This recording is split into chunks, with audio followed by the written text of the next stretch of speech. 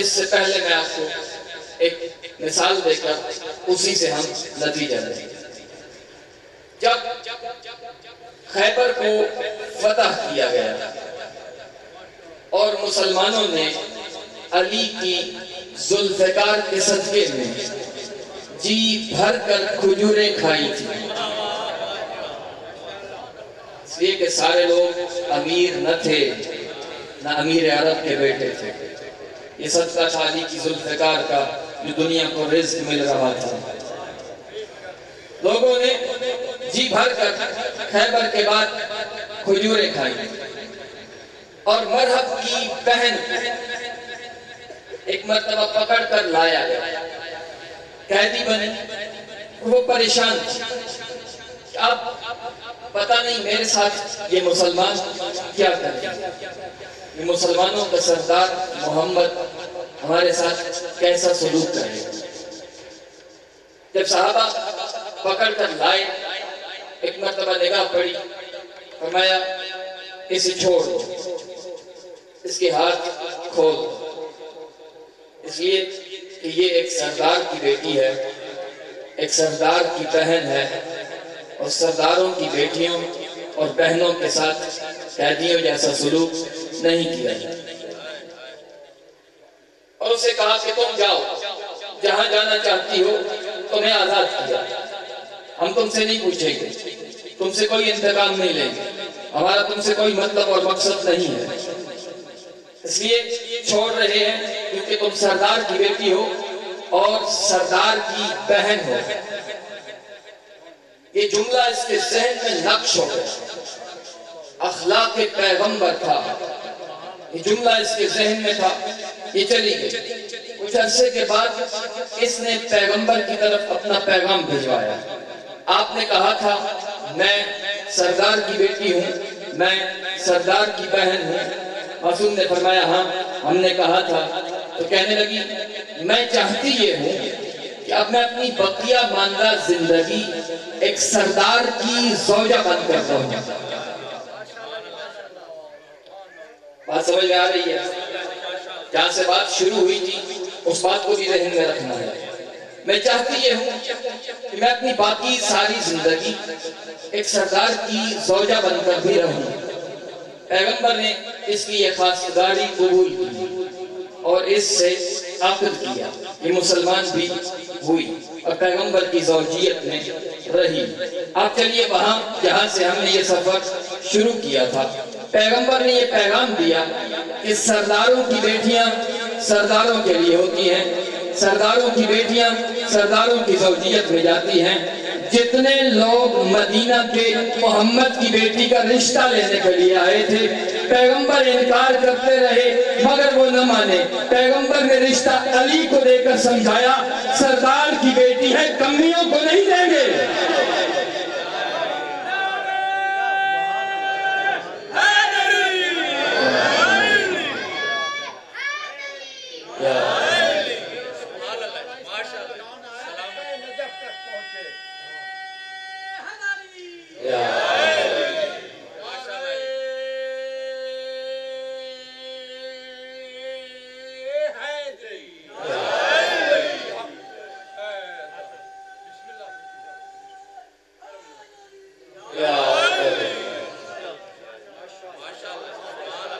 اپنی بیٹی سردار کے حوالے کی پھر ایک جملہ فرمایا یا علی ان اللہ زوجک بفاطمہ وجعل صداقها الارض فمن مشى علیها مبغضا لك مشى حراما۔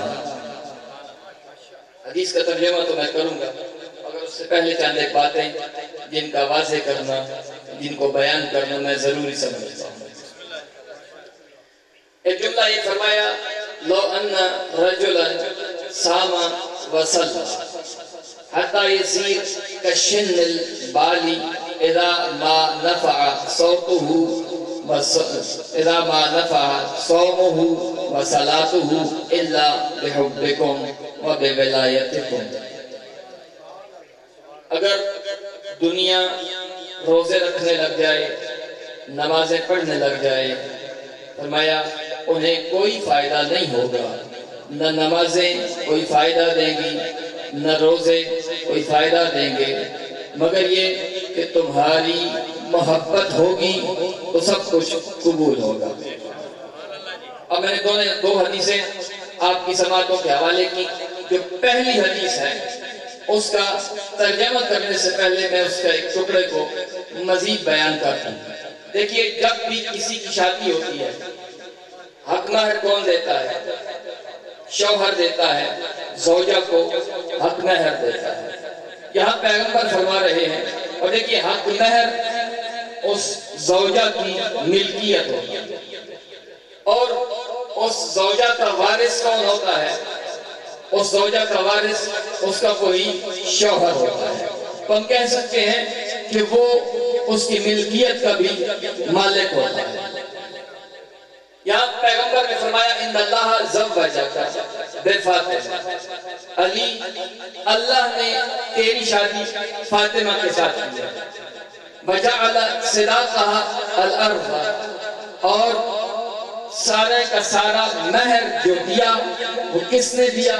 وہ پروردگار نے دیا۔ کیا دیا؟ یہ ساری زمین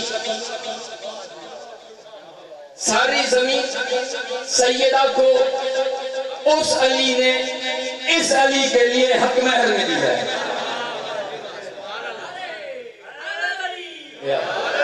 یہ بات بھی یاد رکھیے گا، اگر یہ امام بارگاہ یا کوئی بھی ایسی چیز جو کسی کی شخصی ملکیت ہو، اس کی مرضی کے بغیر آپ اس میں تصرف نہیں کر سکتے، آپ اس کو استعمال نہیں کر سکتے۔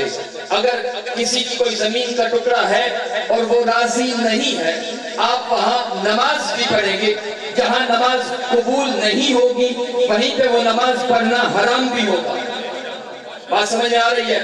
وَجَعَلَ صِدَاقَهَا الْأَرْض، اللہ نے فاطمہ کے مہر کو یہ ساری کی ساری زمین عطا کر دی ہے فاطمہ کے مہر کے طور پر۔ پھر فرمایا فَمَن مَشَا عَلَيْهَا، جو اس زمین پر چلے گا مُبْغِضًا لَكَ یا علی، اور اس کے دل میں اے علی تیری محبت نہیں بلکہ تجھ سے دشمنی ہوگی۔ فرمایا مشا حرامہ، اس کا اٹھنا حرام، اس کا بیٹھنا حرام، اس کا چلنا حرام، اس کا سونا حرام، اس کی نماز حرام، اس کا روزہ حرام۔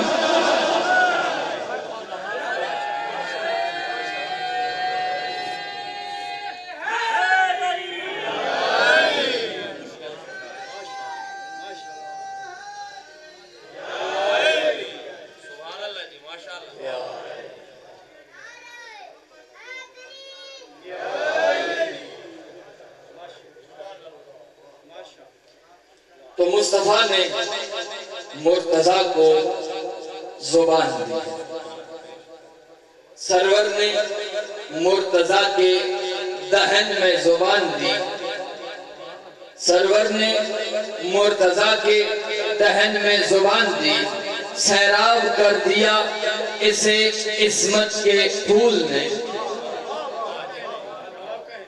سیراب کر دیا اسے عصمت کے پھول نے۔ اور یہ علی اور اس کے بچوں کا ہے امتیاز، ورنہ کسی کو منہ نہ لگایا رسول نے۔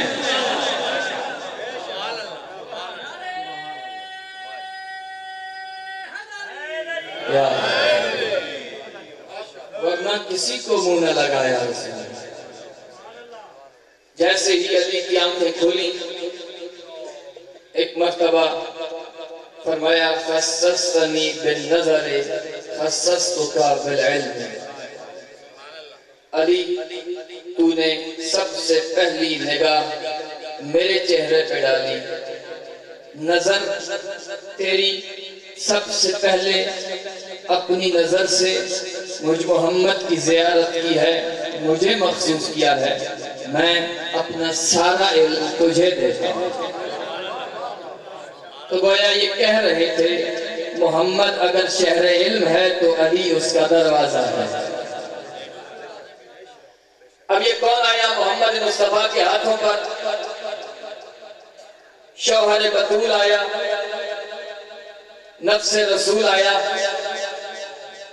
ابو السبتین آیا، ابو الحسن والحسین، مولائے کائنات، کل ایمان، اسد اللہ الغالب، الغالب علی کل غالب، امام الاولین والآخرین، امام العالمین، امام المتقین، امام الراکعین، امام الساجدین، سید الوصیین، سید المتقین، امام الزاہدین، امام المعصومین، ولی المرشدین، یعصوب الدین، قائد الغر المحجلین، خلیفۃ المسلمین والمؤمنین، وجہ اللہ، لسان اللہ، عین اللہ، ید اللہ، روح اللہ، جنب اللہ، کلمت اللہ۔ میں یوں کہوں ولایت اور امامت کا پہلا گوہر علی آغوش نبی میں آیا۔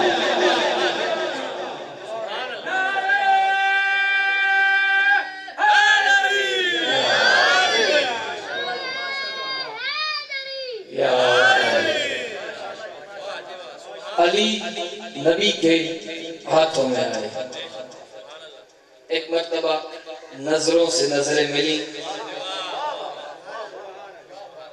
تو پیغمبر نے ارشاد فرمایا، یا علی کچھ سناؤ گے ہمیں؟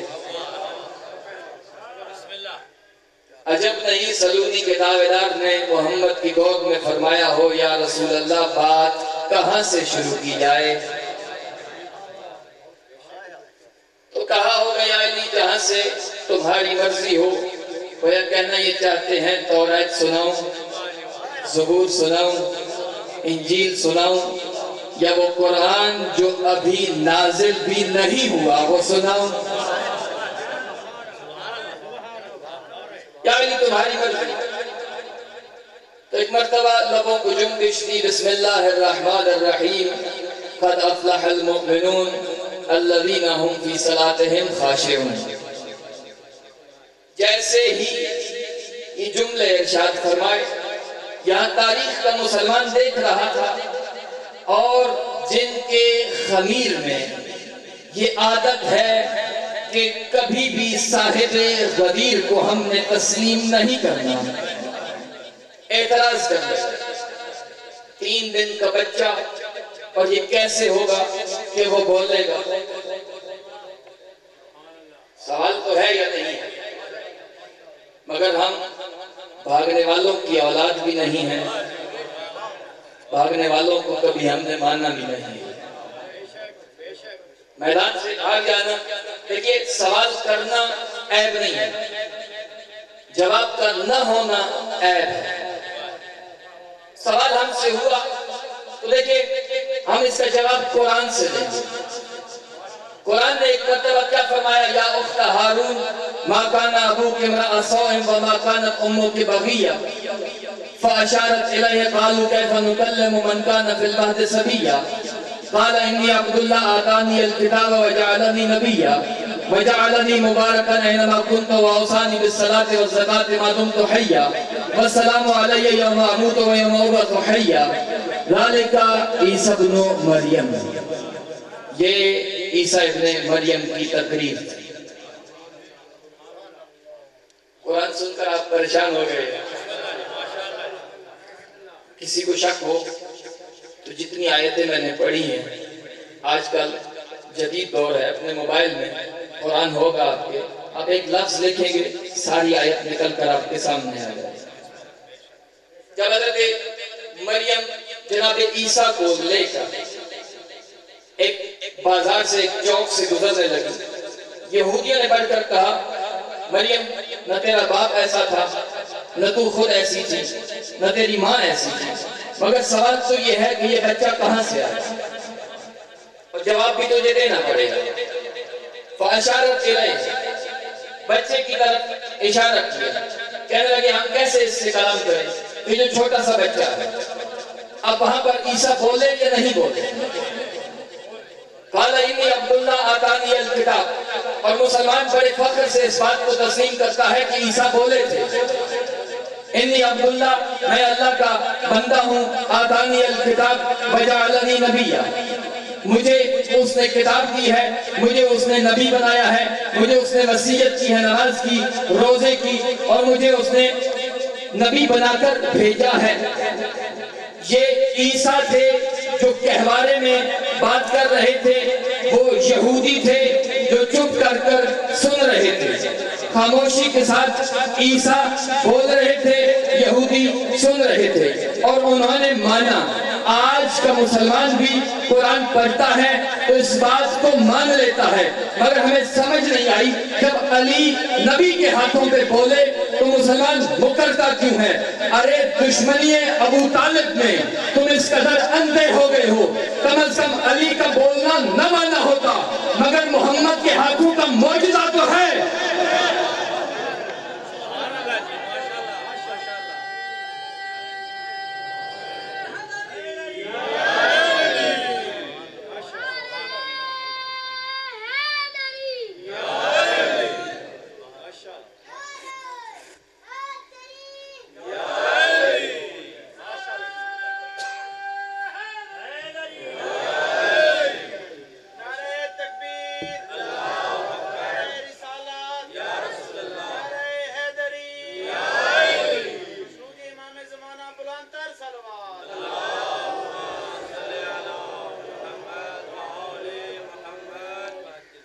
دیکھیں جیسے ہی یہ آیت پڑھی قد افلح المؤمنون الذین هم فی صلاتهم خاشعون، علی ابن ابی طالب نے ناطق قرآن کے ہاتھوں پہ آ کے قرآن صامت کو پڑھنے کے لیے ناطق قرآن ہونے کی سند لے کر جب بسم اللہ الرحمن الرحیم کہا، کچھ اس انداز میں کہا ہوگا کہ لہجہ داؤدی کے پیشانی پر بھی پسینے کے آثار ظاہر ہوئے ہوں گے۔ فرمایا قد افلحوا بک یا علی انت وشیعتک هم الفائزون، اے علی جو بھی فلاح پائے گا وہ تیرے ذریعے سے فلاح پائے گا۔ انت وشیعتک هم الفائزون، تو اور تیرے شیعہ ہی کامیاب ہوں گے۔ واپس ابو طالب کے ہاتھوں پہ آئے، اپنے ہاتھوں پہ لے کر ابو طالب ایک مرتبہ چلنے لگے، یا کچھ عیسائی ان کے پادری یہودیوں کے عالم سامنے آئے، رستہ روک کر کہنے لگے ابو طالب بچے کو کہاں لے کر جا رہے ہیں؟ کہنے لگے گھر لے کر جا رہا ہوں۔ تو کہا نہیں، ہمارا جو دستور ہے عرب کا وہ تو ہم طے کریں گے۔ دستور یہ تھا کہ ایک سفید پتھر پہ جو بھی بچہ پیدا ہوتا اسے اس پتھر پہ لٹا دیتے، اور ایک جگہ سے ایک سانپ نکلتا اژدہا، وہ آتا، اگر وہ بچے کو نقصان دیتا تو دنیا اس بچے کے ماں باپ کی مذمت کرتی کہ یہ صحیح طریقے سے نہیں آیا، اور اگر وہ بچے کو کچھ کہے بغیر واپس چلا جاتا تو دنیا اس وقت اس بچے کے ماں باپ کی تعریف کرتی کہ یہ حلال رستے سے آیا ہے۔ یہی سوال ابو طالب سے بھی ہوا کہ بچہ تو تم یہاں لٹاؤ گے۔ ابو طالب نے کہا ہمیں تو کوئی کسی قسم کی پریشانی ہے نہیں، ہم بچہ تمہارے سامنے لٹا دیتے ہیں۔ بچہ ابو طالب نے ایک سفید پتھر پہ لٹا دیا۔ اژدہا کو ذرا کسی دیر کے لیے ہم روک کے رکھیں گے، اور قرآن کے ایک اور مطلب کی طرف میں اشارہ کروں گا، پھر ہم واپس ادھر ہی پلٹیں گے۔ اب آپ یہ بات ذہن میں رکھنا کہ ابو طالب کا بیٹا وہ مرتضیٰ سفید پتھر پہ لیٹ کر ہمارے واپس پہنچنے کا انتظار کر رہا ہے، اور ہم زیادہ انتظار کو اپنے مشکل کشا کو کروائیں گے نہیں۔ لیکن قرآن کی ایک آیت بیان کروں گا۔ قرآن میں اللہ نے فرمایا وَلَقَدْ آتَيْنَا مُوسَى 9 آیات بینات، ہم نے موسیٰ کو 9 نشانیاں دی، 9 معجزے دی۔ بات سمجھ آ رہی ہے؟ ہر نبی کو اس پروردگار نے معجزات دے کر اتارا، تو حضرت موسیٰ کو 9 معجزے دیے۔ ان میں 2 معجزے جو تھے وہ زیادہ مشہور تھے۔ ایک ان کے عصا کا اژدہا بن جانا، اور دوسرا حضرت موسیٰ کے پاس ید بیضا تھا، اپنے ہاتھ کو اپنی بغل میں ڈالتے تھے، واپس نکالتے تھے تو وہ چمکتا ہوا ہاتھ نظر آتا تھا، اور یہ خارق العادت کام ہے، اسی کو معجزہ کہا گیا ہے کہ جو ہر کوئی نہ کر سکے کوئی ایک کر لے تو یہ صاحب اعجاز ہے۔ حضرت موسیٰ کے یہ دو معجزے، ایک مرتبہ قرآن میں اللہ نے پھر فرمایا وَمَا تِلْكَ بِيَمِينِكَ يَا مُوسَى قَالَ هِيَ عَصَايَ أَتَوَكَّأُ عَلَيْهَا وَأَهُشُّ بِهَا عَلَى غَنَمِي وَلِيَ فِيهَا مَآرِبُ أُخْرَى فَأَلْقِهَا يَا مُوسَى قَالَ فَأَلْقِهَا يَا مُوسَى فَأَلْقَاهَا ثُمَّ هِيَ تَسْعَى حَيَّةٌ، جیسے ہی حضرت موسیٰ سے فرمایا تمہارے ہاتھ میں یہ کیا ہے؟ کہا یہ میرا عصا ہے، میں اس سے سہارا لیتا ہوں، اپنی بھیڑ اور بکریوں کے لیے میں اس سے پتے جھاڑتا ہوں، میرے اور بھی بہت سارے اس کے ساتھ کام ہیں جو یہ کرتا ہے۔ فرمایا موسیٰ اسے پھینکو زمین پر، جیسے ہی پھینکا تو وہ چلتا ہوا سانپ بن گیا، اژدہا بنا۔ پھر قرآن میں اللہ نے فرمایا قال لا تخف سنعيدها سيرتها الأولى، ہم اسے واپس اسی طرح پلٹا دیں گے، بس تم اس سے ڈرو نہیں۔ قرآن کے الفاظ ہیں، ترجمہ اپنی مرضی کے مترجم کا جا کر دیکھ لینا۔ ہم اسے پلٹا دیں گے، تم اس سے ڈرو نہیں۔ پتہ چلا موسیٰ معصوم تھے مگر عصا جب اژدہا بنا تو ڈر گئے۔ آج علی یہاں لیٹے ہوئے ہیں، اژدہا نکل کر آ رہا ہے، شاید یہی سوچ رہا ہوگا وہ موسیٰ بھی معصوم تھا مگر ڈر گیا تھا، میں یہ بھی معصوم ہے اور ڈر جائے گا۔ جیسے ہی قریب آیا علی نے ان دونوں ہاتھوں سے کہ جن سے ابھی تک خیبر نہیں اٹھایا اس کا کلہ چیر کر بتایا ید بیضا ہونا اور ہے، ید اللہ ہونا اور ہے۔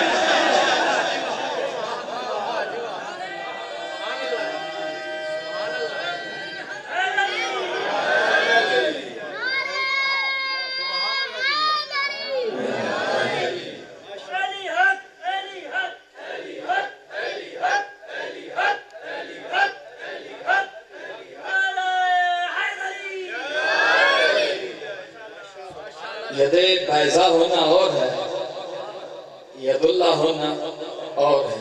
ابو طالب نے چشم اشک کو بہاتے ہوئے بڑے شوق کے ساتھ اپنے بیٹے کو اٹھایا، سینے کے ساتھ لگایا اور پھر گھر کی طرف چلنے لگے۔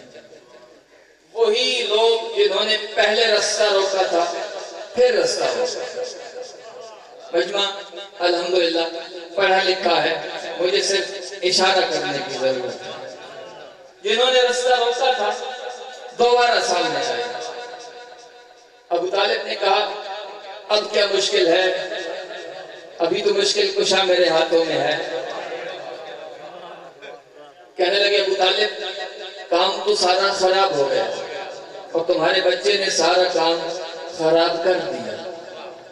فرمایا تم نے کہا اسے لٹا دو، ہم نے لٹا دیا، اب کیا پریشانی؟ کہنے لگے یہ معیار تھا، یہ کسوٹی تھی، طیب الولادت اور خبیث الولادت کا معیار تھا ہمارے پاس۔ جو بچہ بھی آتا ہم اس کے اوپر پیش کرتے اور اس کے بعد ہم فیصلہ کرتے تھے کہ اس کے شجرے کی کڑیاں ٹوٹی ہوئی ہیں یا سلامت ہیں۔ برابر سے پیغمبر کی آواز آئی چچا انہیں کہہ دیجئے آج کے بعد معیار یہی ہے۔ گویا یہ کہوں آج کے بعد معیار علی ہے۔ جب تمہارے ہاں کوئی بچہ پیدا ہو اسے علی سنانا، سن کر مسکرایا تو شجرہ سلامت، سن کر مرجھایا تو شجرہ خراب۔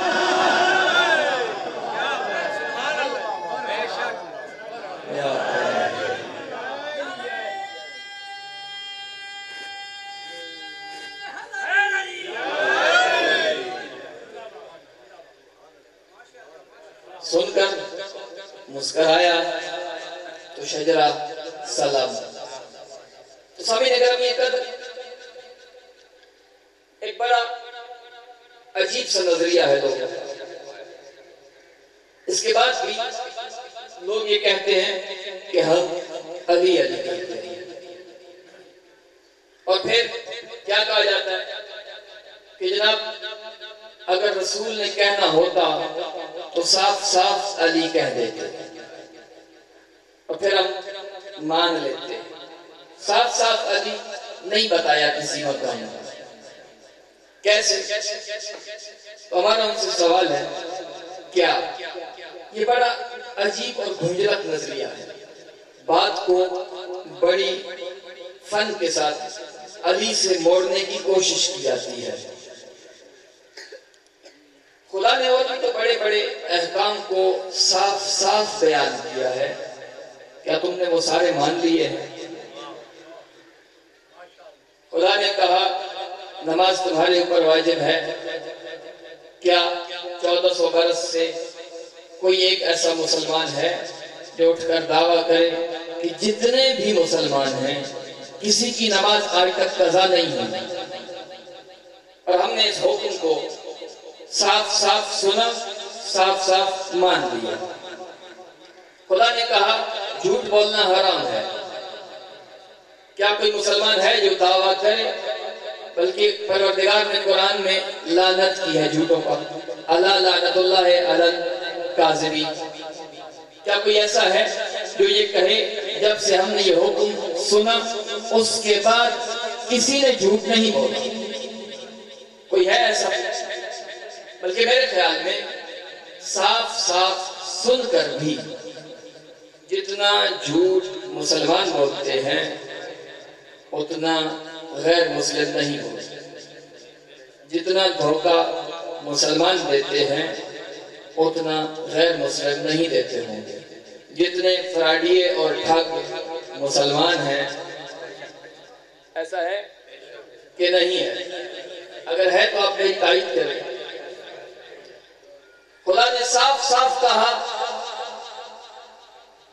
کہ کسی یتیم کا مال نہ کھاؤ، یہ حرام ہے۔ دنیا تو باغوں کے باغ کھا گئی، ایسا ہے کہ نہیں؟ کوئی مسلمان دعویٰ کرے گا کہ جب سے ہم نے یہ حکم سنا اور سب نے اس کے اوپر عمل کیا۔ پروردگار نے کہا شراب حرام ہے، کیا کوئی دعویٰ کر سکتا ہے کہ مسلمان یہ نہیں پیتے؟ بلکہ ایک عالم دین کا جملہ میں نے جن سے یہ سنا اور وہ خود اپنے آپ حوالہ ہیں، میں اس لیے نقل کر رہا ہوں۔ انہوں نے کہا کہ ایک شخص حج پہ گیا اور وہ شراب کا عادی تھا، وہاں تو اسے شراب میسر نہ ہو، حج کا جتنا پیریڈ اور دورانیہ تھا وہ شراب نہ پی سکا۔ جیسے ہی واپس پہنچا اس نے خود اپنی روداد لکھی، میرا حج کا سفر۔ اس میں اس نے لکھا کہ جیسے ہی میں حج کر کے واپس پہنچا میں نے اپنے فریج سے سب سے پہلے بوتل شراب کی نکالی اور گھٹا گھٹ اسے میں پی گیا تاکہ میری تھکاوٹ اتر سکے۔ یہ کون پی رہا ہے؟ مسلمان پی رہا ہے۔ کب پی رہا ہے؟ حج کے فوراً بعد پی رہا ہے۔ ہماری حالت کیا ہے؟ دیکھیے، ہر شہر میں، ہر قریے میں، ہر بستی میں اور ہر بستی کے ہر گھر میں آپ کو کوئی نہ کوئی بندہ یا حاجی ملے گا یا زائر ملے گا۔ یہ دو مقامات ہمارے لیے سب سے اہم ہیں جہاں مسلمان جاتے ہیں، یا ہم حج پہ جاتے ہیں اور پھر مدینہ کی زیارت کو جاتے ہیں، یا ہم نجف و کربلا اور شام اور مشہد مقدس اور قم المقدس جاتے ہیں کہ نہیں جاتے؟ یعنی مسلمانوں کے ہر گھر میں آپ کو کوئی نہ کوئی ایک فرد ایسا ضرور ملے گا کہ جس نے یہ نیک عمل انجام دیا ہوا ہوگا۔ مگر اگر آپ کو 1 لیٹر دودھ چاہیے ہو اور وہ بھی خالص، تو میرے خیال میں ہماری حالت یہ ہے کہ وہ نہیں ملے۔ تو پھر ہمیں ان سارے اعمال کا فائدہ کیا ہوا؟ سوچنے والی بات ہے یا نہیں ہے؟ ایک لمحہ فکریہ ہے جس نے اپنا لیا، عمل کر لیا، تو اسے آل محمد کی بارگاہ سے اجر ملے گا۔ کیا سارے صاف احکام کو ہم نے مانا؟ نہیں مانا۔ پھر یہ کیوں کہہ رہے ہیں؟ صاف کہہ دیا ہوگا علی کے بارے میں۔ تم ہو ہی کیا؟ تمہاری حیثیت ہی کیا ہے؟ علی کے مقابلے میں تم لا کس کو رہے ہو؟ اسے کہ جس کی زندگی کا زیادہ عرصہ شرک کرتے ہوئے گزرا۔ علی کے مقابلے میں اگر لانا ہے کم از کم ایسے کو لاؤ کہ جو درجہ عصمت پہ فائز ہو، پھر ہم تم سے بات کریں گے۔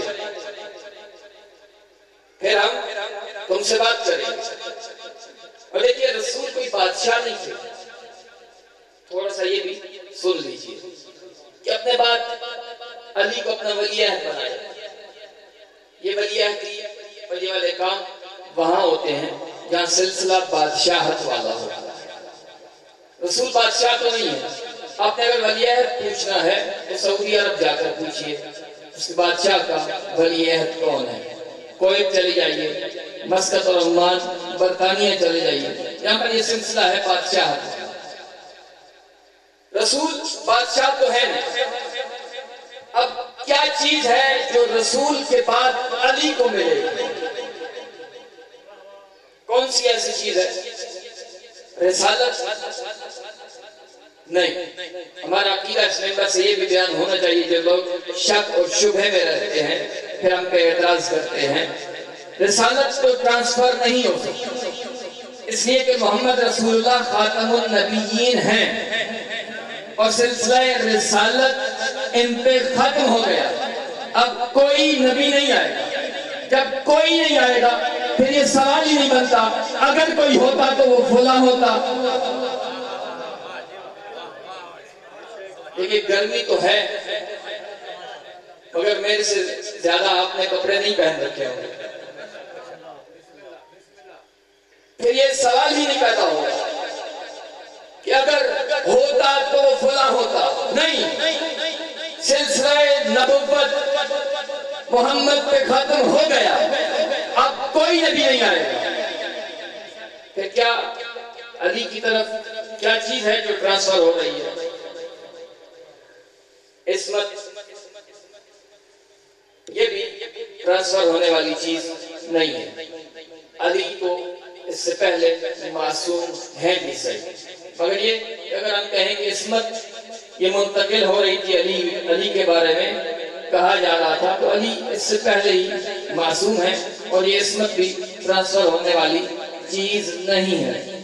پھر کچھ تو ہے جو علی کو مل رہا تھا، دنیا کہہ رہی تھی صاف کہا ہوتا، ارے اور کیسے کہتے صاف، پالانوں کا ممبر بنا کر ہاتھوں پہ اٹھا کر صاف ہی تو کہا تھا، جس کا میں مولا اس کا علی مولا۔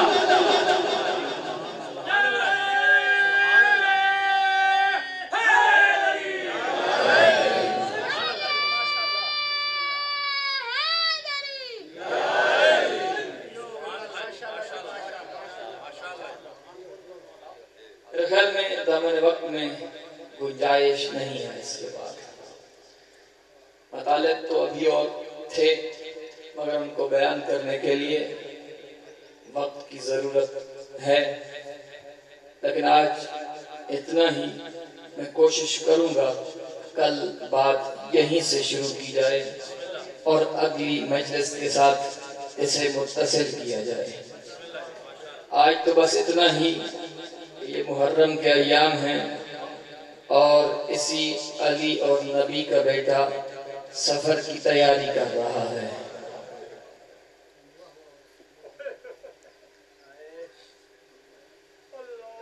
حسین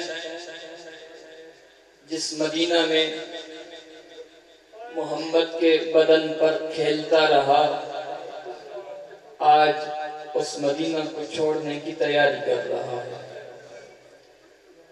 یہ قافلہ ایک مرتبہ مدینہ سے نکلنے لگا، یا رسول کے بیٹے کی حالت یہ ہے، موڑ موڑ کر روضہ پیغمبر کو دیکھتے ہیں، ماں کی قبر کو دیکھتے ہیں کہ جس کے اوپر آج بھی نشانی کے طور پر چند پتھر پڑے ہیں، اور اب تو اس کے قریب جانے سے بھی ہمیں منع کر دیا گیا، لوگ تنخواہوں پہ وہاں کھڑے کر رکھے ہیں کہ یہاں ان کے ماننے والے نہ آ سکیں۔ علیحدہ میں یہ قافلہ چل رہا تھا کہ ایک مرتبہ محسوس کیا کہ ہمارے قافلے کے پیچھے بھی ایک مختصر سا قافلہ ہے جو چل کے آ رہا ہے۔ عباس سے فرمایا جاؤ جا کر دیکھو یہ کون لوگ ہیں۔ حضرت عباس مڑے، جیسے ہی واپس پہنچے تو دیکھا کہ حضرت پاک پیغمبر کے بزرگ صحابی ہیں عبداللہ ابن عروہ غفاری جن کا نام ہے، وہ مختصر سے قافلے کے ساتھ پیچھے پیچھے تشریف لا رہے ہیں۔ جا کر خبر دی اپنے مولا اور آقا کو، جیسے ہی یہ سنا نا اپنے ذوالجلال سے کہا مجھے عبداللہ کے پاس لے کر چل، میرے نانا کا صحابی آ رہا ہے۔ کہا آئے، صحابی کے پاس کہنے لگے کہاں کا ارادہ ہے؟ کہا حسین جب سے سنا ہے نا کہ تو مدینہ سے جا رہا ہے،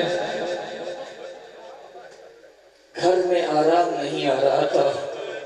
حسین تجھے ایک بات بتاؤں، حسین تم چھوٹے تھے، تمہارے نانا مسجد میں تھے، تم مسجد میں داخل ہوئے، تمہارا دامن الجھا، تمہارا پاؤں تمہارے دامن سے الجھا، تم گرنے ہی والے تھے کہ پیغمبر نے اپنا خطبہ چھوڑا، پیغمبر دوڑ کر گئے، واپس آئے، مجمع کے سامنے تجھے اپنے زانوں پہ بٹھایا، ایک مرتبہ اپنے اصحاب سے خطاب کر کے کہا ھذا حسین ابن علی، یہ میرا حسین ہے، اسے دیکھو بھی، اسے پہچانو بھی۔ کبھی ایسا موقع آئے نا کہ جب یہ اپنے بچوں کے ساتھ، جب یہ اپنی پردادار بہنوں کے ساتھ مدینہ سے رخصت ہو رہا ہو، تم میں اگر کوئی موجود ہو نا اس کی مدد ضرور کرنا۔ کہا حسین میں نے تیرے نانا سے یہ بات سن رکھی تھی، آج جب پتہ چلا ہے کہ تو جا رہا ہے میں تیرے ساتھ جاؤں گا، میں تیری مدد کے لیے آ رہا ہوں۔ فرمایا نانا کا صحابی بسم اللہ آئیے میرے ساتھ چلیے، میرے قافلے کے ساتھ چلیے۔ ایک جملہ اور عبداللہ نے کہا، میں کہوں گا عبداللہ تو نے بڑا حیا کیا ہے۔ عبداللہ نے سنو گے کون سا جملہ کہا؟ کہا نہیں حسین، جس قافلے میں زینب جیسی بی بی ہو، اجرکم علی اللہ، اجرکم علی اللہ، جس قافلے میں زینب و ام کلثوم جیسی پردہ بی بیاں ہوں، میں اس قافلے کے ساتھ نہیں چلوں گا، میں اس قافلے کے ساتھ نہیں چلوں گا۔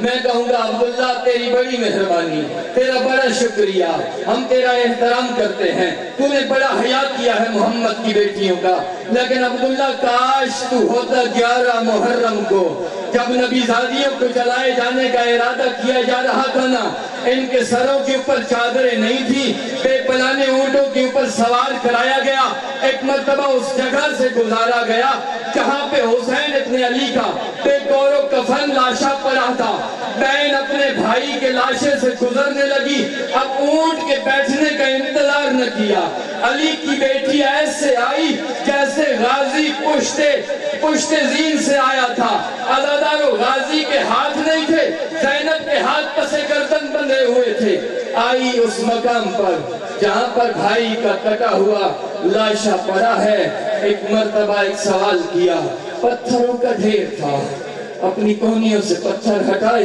جب کچھ رگیں نظر آئیں کہا انت اخی الحسین، اجرکم علی اللہ، انت اخی الحسین، میرا ماں جایا حسین تو ہے۔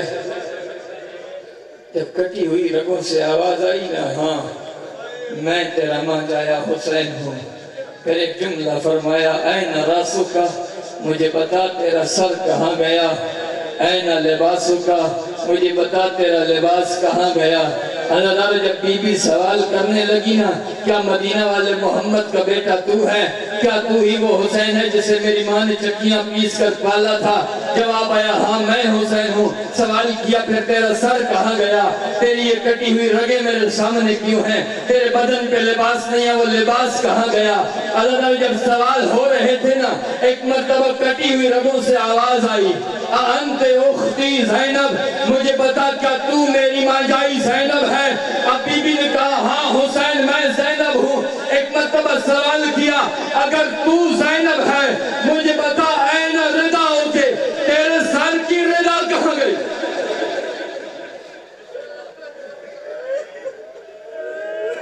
تمہارا اللہ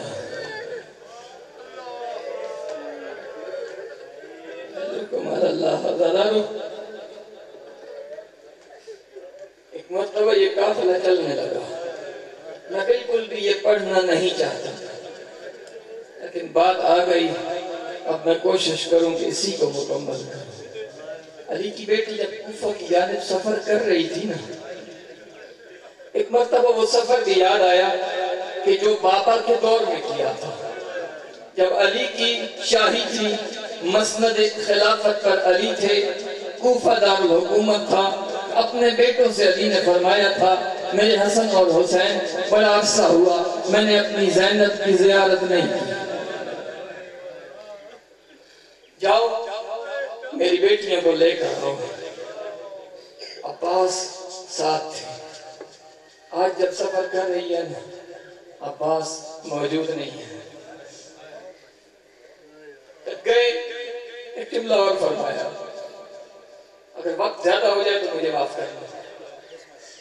ایک جملہ فرمایا، میری بیٹی تھک جائے تو قافلہ روک دینا۔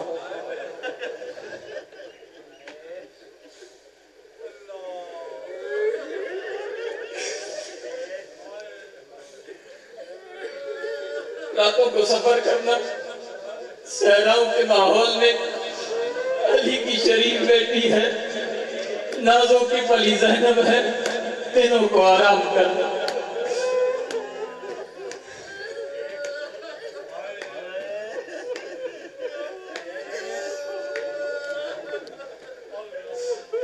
دنوں کو آرام کرنا، لینے کے لیے بھائی گئے، واپس آ رہے تھے نا، عباس ہر تھوڑی دیر کے بعد پوچھتے تھے شہزادی، میری آقازادی، میری مرشدزادی، اگر تھک جائے تو بتا دینا میں قافلہ روک دوں گا۔ اللہ تعالیٰ ایک مرتبہ ایک جملہ اور بھی ارشاد فرمایا علی نے، کہ دیکھو جب کوفہ کے باہر آ جانا نا، علی کو خبر دینا، میں اپنی بیٹی کے استقبال کے لیے خود آؤں گا۔ اللہ تعالیٰ قافلہ پہنچا، قافلہ دن کے وقت پہنچتا ہے، علی کو خبر دی گئی فرمایا قافلے کو روک دو۔ قافلہ روکا گیا، کہا رات ہونے کا انتظار کرو۔ علی کی بیٹی رات کی تاریکی میں کوفہ کے اندر داخل ہوگی۔ جیسے ہی رات ہوئی ایک مرتبہ اعلان کرایا آج کوفہ کا کوئی مرد باہر نہ نکلے، علی کی شہزادی آ رہی ہے، علی اس کے استقبال کے لیے جائے گا۔ اللہ کائنات کا شہنشاہ ہے علی ابن ابی طالب، اپنی بیٹی کو جب لینے کے لیے گئے ہیں نا، زینب کی ناکہ کی مہار کو علی نے خود اپنے ہاتھوں سے تھاما۔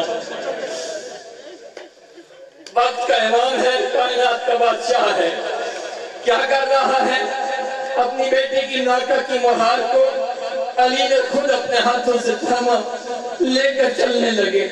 کوفہ کے اندر جب داخل ہوئے نا، عجیب درد بھرا ایک جملہ ہے، کہا زینب بیٹی ذرا محمل کا پردہ تو ہٹا۔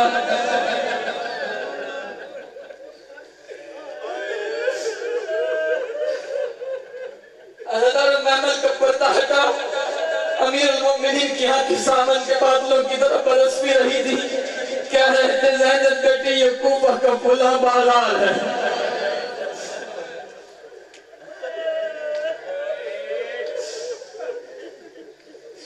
جیسے یہ جملہ سنا اور پردہ گرا دیا. تھوڑی دیر گزری پھر وہی جملہ کہا. زینب بیٹی ذرا محمل کا پردہ ہٹا. فرمایا یہ کوفہ کا فلاں چوک. جیسے یہ جملہ سنا نا، ایک مرتبہ علی کی شریف بیٹی تھی، نازوں کی پری تھی، کہنے لگی بابا یہ باتیں تو بیٹوں کو بتائی جاتی ہیں، یہ باتیں بیٹیوں کو بتانے والی تو نہیں ہوتی. یہ بازار، یہ چوک، یہ بازاروں کے رستے، یہ بیٹیوں کو تو بتائے نہیں جاتے. میں آپ کی شریف بیٹی ہوں، نازوں کی پری زینب ہوں. علی ابن ابی طالب کی آنکھیں برسی، کہنے لگے زینب بیٹی یاد رکھنا، آج تو کوفہ کے اندر علی کی شاہی میں شہزادی بن کر آ رہی ہے، مگر ایک وقت ایسا آئے گا تیرے بھائی موجود نہیں ہوں گے، عباس کا سایہ تیرے سر پہ نہیں ہوگا، تو شہزادی بنا کر نہیں، تو قیدی بنا کر لائی. کمال اللہ.